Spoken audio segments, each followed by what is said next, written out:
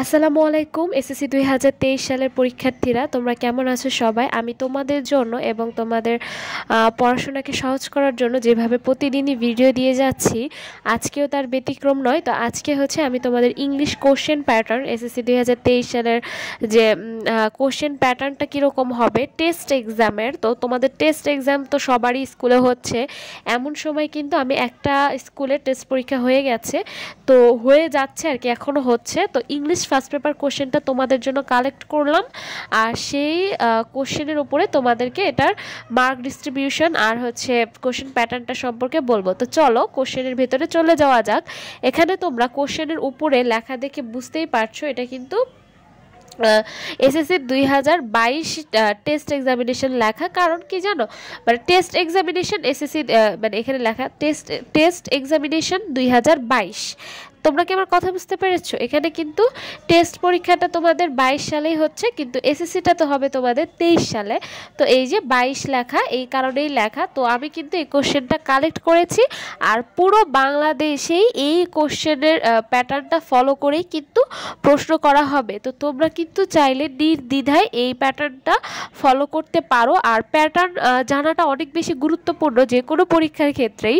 তো এই কারণে দেখো প্রথমে 1 নাম্বার আসবে, এই ফুল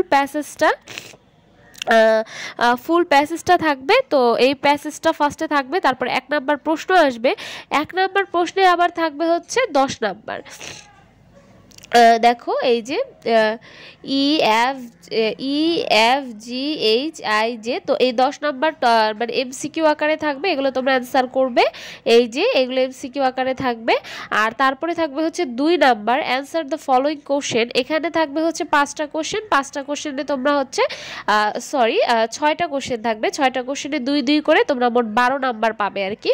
তো এখানে 6টা প্রশ্ন থাকবে এবং প্রত্যেকটা প্রশ্নের মান থাকবে হচ্ছে 2, মোট 12তে হবে হচ্ছে, মানে 2 নাম্বার কোশ্চেন যেটা থাকবে সেখানে তোমরা 12 অ্যান্সার করলে 12 পাবে আর কি। আর এখানে যে দেখতে পাচ্ছ এই যে আরেকটা প্যাসেজ, প্রথমে তো একটা প্যাসেজ ছিলই, সেখান থেকে হচ্ছে শুধুমাত্র 2 নাম্বারটা আর 1 নাম্বারটা অ্যান্সার করতে হবে। আর এই প্যাসেজ থেকে অ্যান্সার করতে হবে 3 এবং 4। এই যে প্যাসেজটা আছে এই প্যাসেজ থেকে অ্যান্সার করতে হবে তোমাদের অবশ্যই 4 নাম্বারটা মাস্ট। আর দেখো 3 নাম্বারে কি আছে, fill in the each gap with suitable words. এখানে 5 পাচ্ছ তোমরা। আর ম্যাচিংয়ে পেয়ে যাচ্ছ হচ্ছে 7। ম্যাচিংয়ে কিন্তু তোমরা 7 নাম্বার পাচ্ছ। এখানে কিন্তু মানে এটার একটা huge number, column A column B column C মিলানোর কারণে তোমরা এখানে 7 নাম্বার পাবে। তো তারপরে চলে যাওয়া যাক। দেখো তোমরা যখন 3-4 অ্যান্সার করে ফেলবে তখন চলে আসো হচ্ছে আরেকটা প্যাসেজে। তো এই যে দেখো আরেকটা প্যাসেজে চলে আসি, কি read the following text carefully and answer the question number 5 and 6। এই যে আরেকটা প্যাসেজ যে তোমরা দেখতে পাচ্ছ, এখান থেকে তোমরা আবার 5 এবং 6 উত্তর করবে, মানে 5 এবং 6 উত্তর করবে। তো দেখো এখানে একটু প্রশ্নটা দাগানো, এটা একটু ক্ষমা সুন্দর দৃষ্টিতে দেখবে সবাই। আর এই যে তোমরা হচ্ছে 5টা পেয়ে যাচ্ছ, এটাও কিন্তু এক ধরনের শূন্যস্থান আর কি। তো এটা তোমরা ওই প্যাসেজের উপর ভিত্তি করে এই শূন্যস্থানটা তোমরা পূরণ করবে। আর এখানে দেখতে পাচ্ছ 5-এর পরে যে 6 নাম্বারটা আছে সেটা হচ্ছে রাইট আর সামারিতে থাকছে হচ্ছে তোমাদের 10। আর এই যে তোমরা শূন্যস্থানটা পূরণ করবে উপরের, ওইটাতে তোমরা 6 পেয়ে যাবে। আর রাইটিং পার্টে তো 50-এর মধ্যে 14 থাকবে হচ্ছে তোমাদের প্যারাগ্রাফে, 12 থাকবে হচ্ছে তোমাদের ওইটাকে কি কমপ্লিটিং স্টোরিতে তোমরা 12 করবে। আর ইমেলেও 12 পাবে আর ডায়লগেও কিন্তু তোমরা 12 পাবে। তো এই ছিল সম্পূর্ণ প্রশ্ন, এই ছিল আমার সম্পূর্ণ প্রশ্ন। তোমরা আশা করছি তোমরা প্রশ্নটা দেখে বুঝতেই পেরেছো যে তোমাদের সামনের যে পরীক্ষা আসতে যাচ্ছে সেটার নাম্বারটা কীরকম হতে যাবে। ফুল নাম্বার মানে তোমাদের পরীক্ষাটা হবে কিন্তু 100-তে, তোমাদের পরীক্ষাটা হয়ে যাবে 100-তে।